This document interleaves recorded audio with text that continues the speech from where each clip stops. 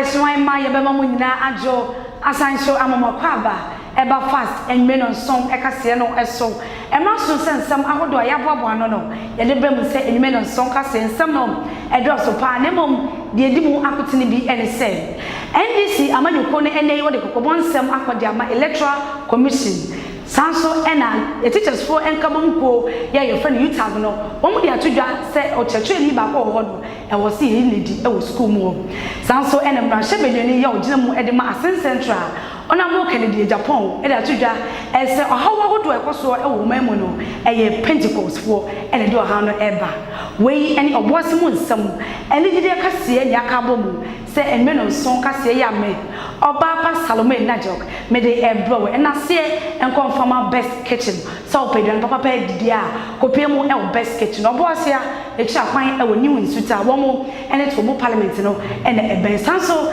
ene STH studio ese mitri hu wo be hu de kira kwan e wonam road oni old cemetery no ene din hwe ni mu we ene ni ko awodo pi na akabo mu ye wo so masene e ma me de enweno nson kase no e de ebro me twa me ho me ba ensam no enchire mu no me be bro enko ba bia me be zisia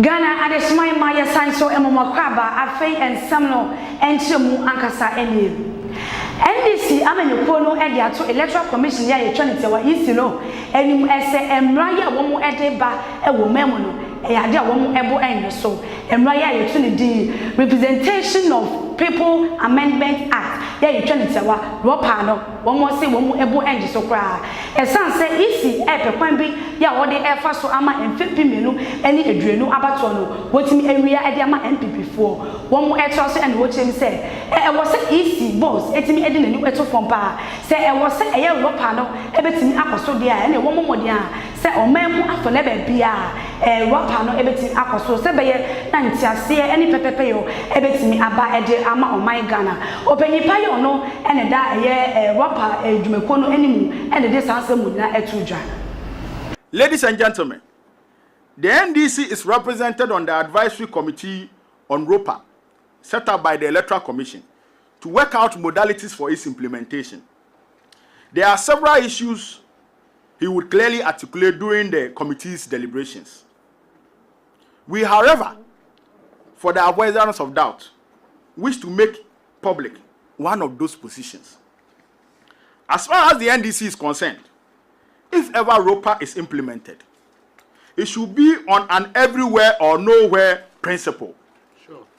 In other words, every Ghanaian living everywhere on earth must be afforded the opportunity, the unalloyed opportunity to vote in the national elections. Repeat it. I would repeat this one too. Sure. As far as the NDC is concerned, if ever ROPA is implemented, it should be on an everywhere or nowhere principle. In other words, every Ghanaian living everywhere on earth must be afforded the unalloyed opportunity to vote in the national elections. Sure. Good one there. If President Akufo-Addo and the Electoral Commission perceive this as an opportunity to let only persons living in places where MPP supporters dominate to vote in order to swing elections in the MPP's favor, then they are grossly mistaken. They should forget. We any ensem awodo Deputy General Secretary Edma NDC amanyuko ne Peter Buama otu kono edetudwa. Ye try ensem so ede amamode a teachers for enkabomuko ya ye for mo UTAG and ye ukopiem ewo University of Unibanasa Education and ananu etwem na nyansa nketo akra ni nyane se basabasa ye bi etimi ekoso ye nam so ema openipa ye no ene da eye school na no vice chancellor Professor Afo Broni editor just say teachers for be e school monuma ene wo emfa emra enye adwuma kwa wo enje emra bi e wo school no mu endi science nti opanyipa yi e de emra bi e school monuma na teachers for mu e bi abo emra ne etu egu a wo che se enya ade betimi abo school ne enam so e ma opanyipa yi e de tudwa se sai teacher ko ana teachers for na wo enje emra ne entum e wo school monuma wo be yi wo mu nyina e de afro we no ene ne youth for aba bonten e wo che se asem a eye opanyipa yi e de tu enim no enya de wo mu ebo eje so sa esunti wo mu ese Ghana mampanyi e na afenso empanyifo ahodo ye ukasa emani edu adwom ni titru e Ghana Education Service sa wo mu enka wonti mabom na afei opanyipa ye wo ye friend Vice Chancellor Reverend Professor Afo Broni wo mu enye nedi Every School mo ensem a wo mu di tudwa ebi eni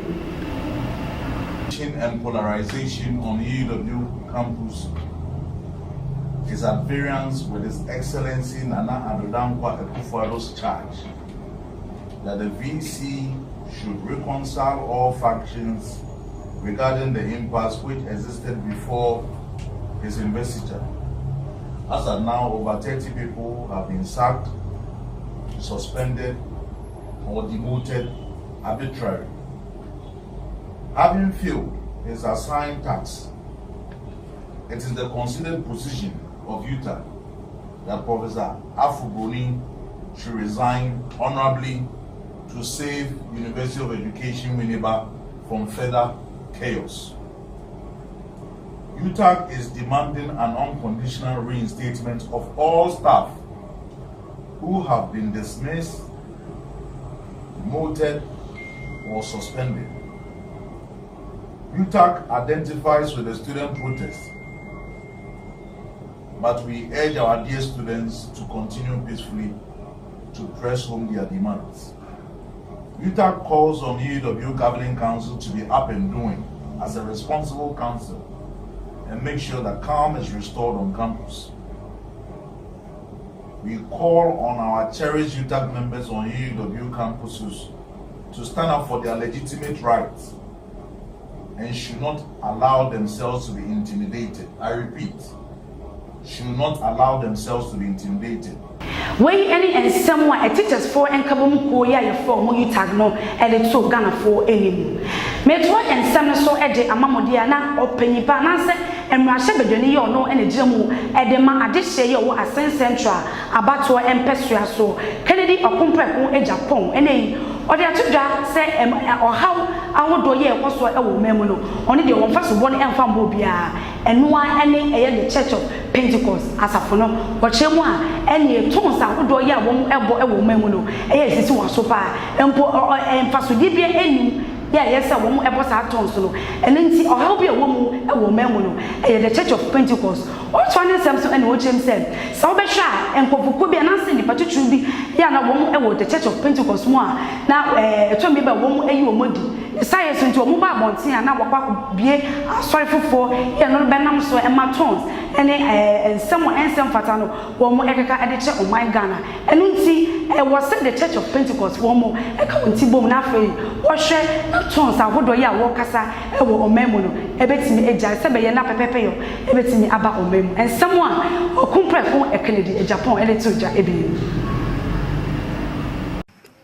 But your problem pa what Ghana in Church of Pentecost na Dubai.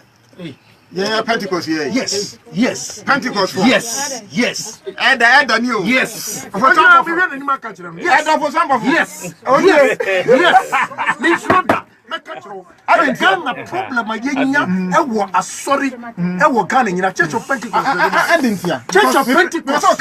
Church of Pentecost. And this after Obi a tin no every Pentecost we are cooking. Obi free her and he say opinion and the free Pentecost e kote na sorry a obi free ono na sorry na kote. We mami and the free and the kote. I don't know pese e kan no. That's one man church is not costing any fuel. Here, open genesis of it. I will tell you the truth. I won't lie. Me say most of the Rebaba food in our massive Church of Pentecost. Who said anything about money, boss? I don't know. That I can't tell. That I can't tell. And you need Ghana. But Omo Kasa, Pentecost na ankasa di wo principles na no me call wo mo yi bi wo Kaswa Millennium City. Wow. It was so fantastic. O share adan pa wo mo sie gu ho e de ye retreat ni nyoma. What do you say osofo no na ne bie? And in answering that, I can tell you say Pentecost omo subanye no a Pentecost for na accept wo mo no. Anom kote ya sorry. Yeah, do flip for no. Yeah. Enna was saying. Ono yeah because you bet was saying. Enti wono so free mo ano. Say suban o di free Pentecost e ko ye. Ne nko for mo ko anyi ni na suban ye pe. Enti aduru se sikomo ko ho ano so akoti. Na we su akoti. Na we su akoti. Me cousin ba ko frɛ. Me say Matia sorry o. Me so to instruments bremi. Me nya ma me nsa wo masoro mpa wie. Me jina we so na me twa me ho aba me ba me de eni gide kase ebebro me bezisi a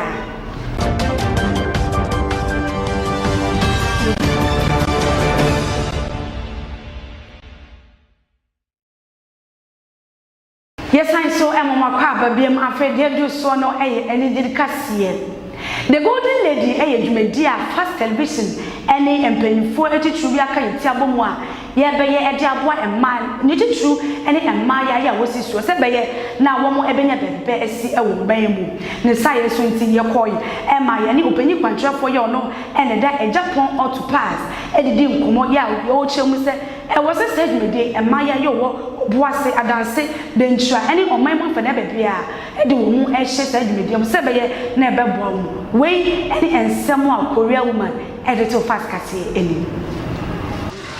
Hello boasefo. Korea woman ni. Fast before edi dwumadie bi aba. I friend Golden Lady. Esremu maba wa no wa di mfinsia edu nwotwe. Esese mu nyina mfa mu nwuram. Na mu asansa di suade bebre wo mu. Aba wa de osisi no ni mu amamra emmoa.